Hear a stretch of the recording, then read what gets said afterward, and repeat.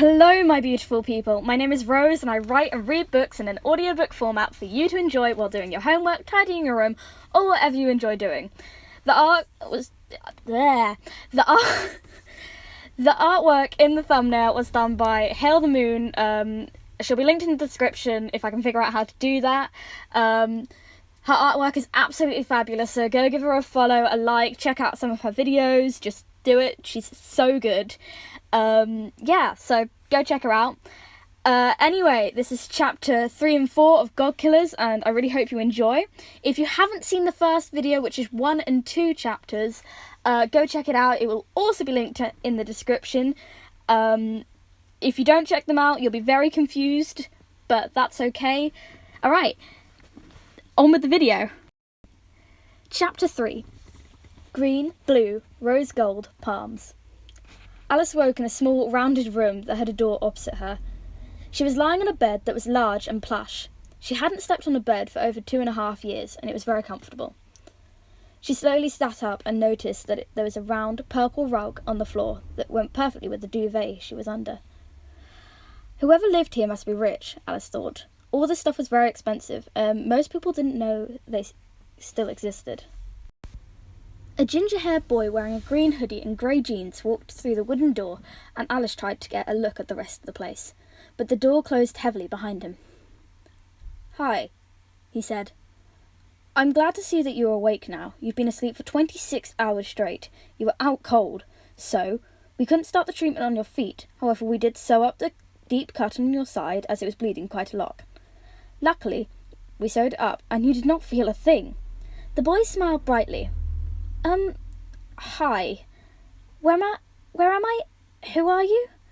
Alice smiled politely and patiently as millions of questions buzzed around her head, begging to be asked.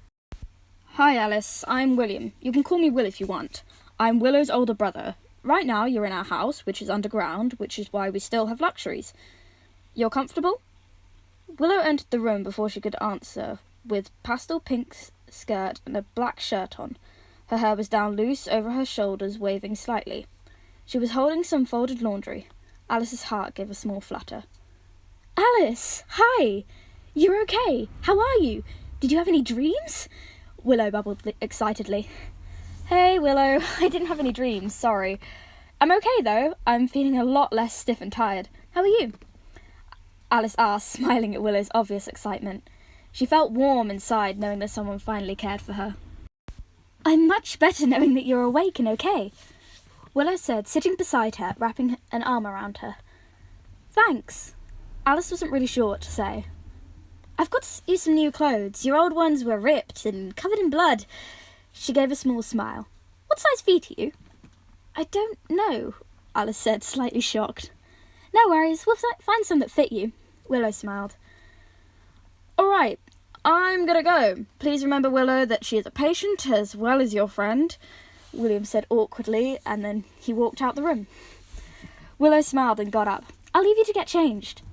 And with a flash of the smile and a quick wink, she was gone. Alice's new clothes were so cool, and, surprisingly, they fit perfectly. She had a deep red top that was covered by a black jacket that zipped up to her neck, black, tight jeans that were made from a material that she had never seen before. It was stretchy, but yet still tough. After a bit, Will knocked on the door. "Hi, Alice. Can we come in?" "Hey, Will. Yeah, you can come in." William and Willow both entered at the same time. William went straight to examine her feet, and Willow sat beside her. "Thanks for the clothes. How did you find anything that fit?" Will sighed, but didn't look away from what he was doing. He gently lifted up her foot by the ankle. "She made them. I tried to tell her not to measure a person while they were passed out, but she wouldn't listen. Sorry." "Don't be sorry. I'm honoured. My clothes were getting a bit snug anyway." "Ha! I said she'd like them. I win." Willow beamed and Alice laughed. "Willow, could you stay here as I make the cereal, please?" William said with a concerned look on his face. "It's that bad?" "It's that bad. Now, some of the glass has gone into her bones, and we need to get it out or infection will set in." "Wow, okay, go get it." They waited for around 5 minutes, which was filled up by Willow asking all sorts of uncomfortable questions about her past. "William!" Willow shouted over her shoulder. Yes? Hurry up, or Alice's feet will get worse. Her voice softened. Sorry. Okay. William came round the door with a plastic tub full of blue-green liquid with a touch of rose gold in it. As it got closer, Alice could see the pastel yellow steam coming out of it that showed pictures of peace and healing. But suddenly it switched to war and death. It smelled of lavender and tea tree. When William placed the tub of liquid down by her feet, instead of it sloshing and moving like any other liquid, it settled straight away, and the moving liquid marbled, the rose gold highlighting the blue and green. It was unlike anything Alice had ever seen. Alice, put your feet in the Siri. I will warn you, it is hot, but I promise it will not burn you, William said. As Alice put her feet in the mixture, she felt the heat tease out the glass and lead it out of her feet. The glass floated to the top. Never gets old, that, Willow said. Yeah, how? Alice asked, completely baffled. It's complicated, Willow and William said in unison. Okay.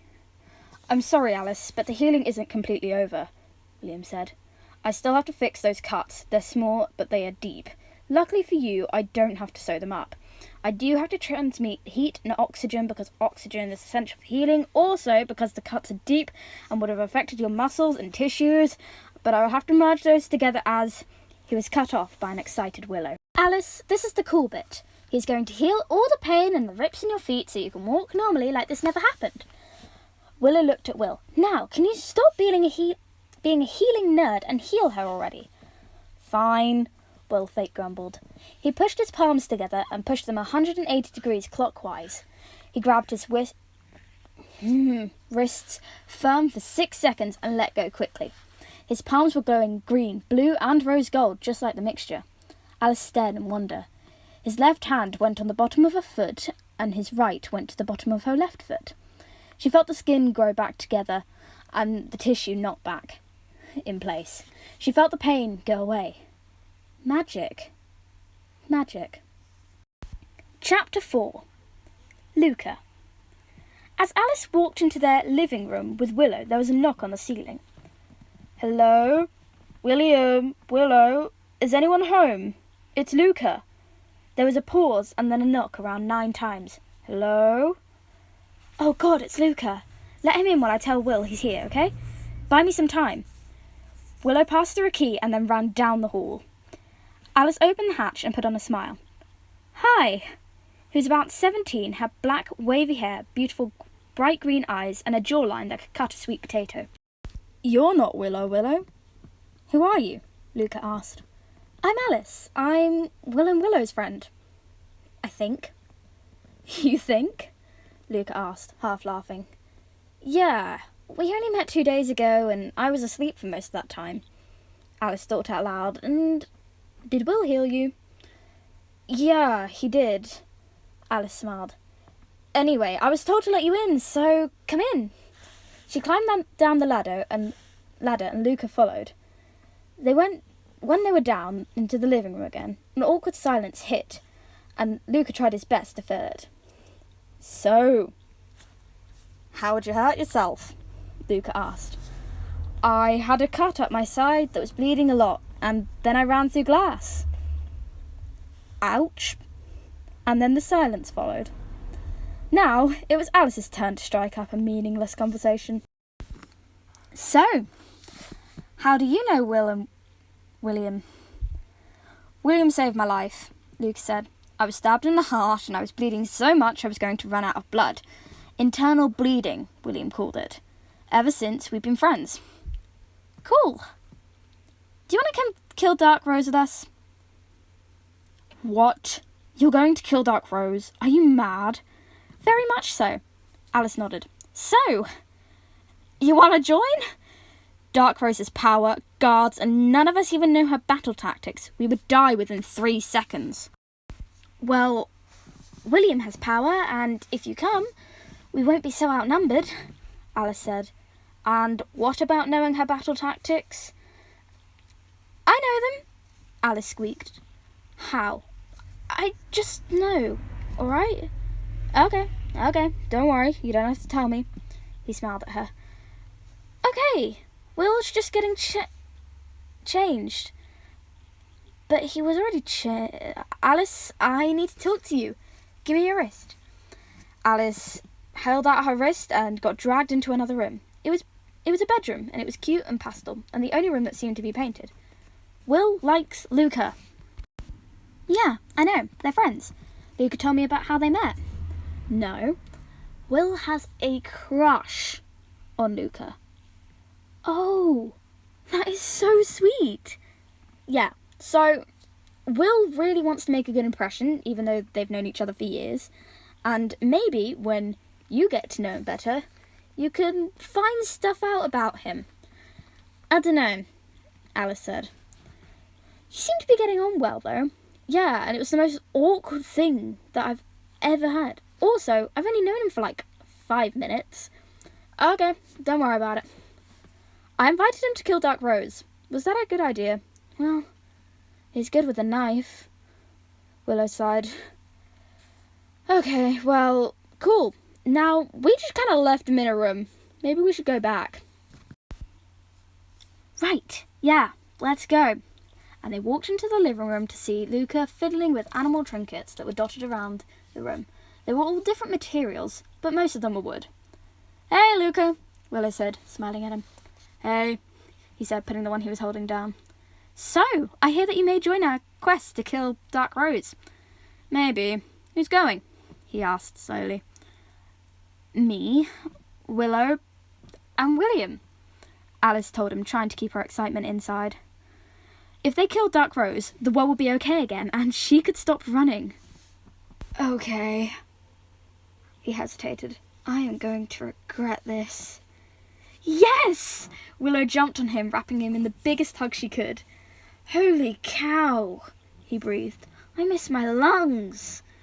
When Willow let go of him, he laughed. We are definitely going to need supplies, and you, he pointed at Alice, you are going to need shoes. Yeah, Willow said. Let's go find you some shoes. Willow led her and Luca to the side of the room where a pile of shoes lay. These would go with what you're wearing, Luke said, pulling out some black slides with bows on. Not exactly practical. I guess not, Luke said apologetically. What about these? Alice put on some boots. God, no. Willow and Luca laughed at her, and she felt herself blush. After about 25 minutes, Luca squealed happily. I found them! I have found the perfect shoe! What? These are platform, high-fashion Doc Martens, super comfortable, easy to walk in, and, of course, fabulous, Willow said. Alice, he said, jabbing the shoes towards her, try them on. Alice didn't think she could try on any more shoes, and so she was glad when they fit. They fit, Alice declared happily. They fit! They fit! Yes! Luke shouted as he jumped up and down with Willow. What fit? Willow asked as he walked in. The Doc Martens fit Alice. Oh, cool. Dinner's ready. And they walked into the dining room. After dinner, he said as they walked, we pack. Hello, I hope you enjoyed those 2 chapters. This one was a bit longer than last time, but I hope you enjoyed it. Leave a comment if there's anything you want to happen in the book. Also, just your opinions. Leave a like if you liked it, or a dislike. I don't really mind. I love hearing your opinions. Also, happy Pride Month to all my friends out there who are part of the LGBT community. I hope you have a lovely week, and stay safe, stay healthy, and thank you so much for listening.